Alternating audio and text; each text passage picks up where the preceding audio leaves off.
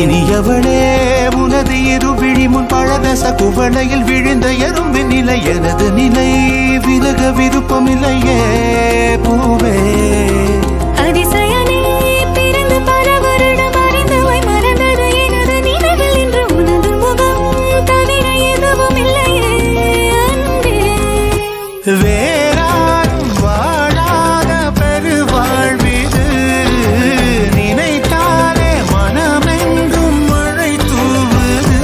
மழலை வாசம் போதுமே தலையினில் வானம் போதுமே ஒரு கணமே உன்னை பிரிந்தால் உயிர் மலர் காய்ந்து போகுமே நீதானே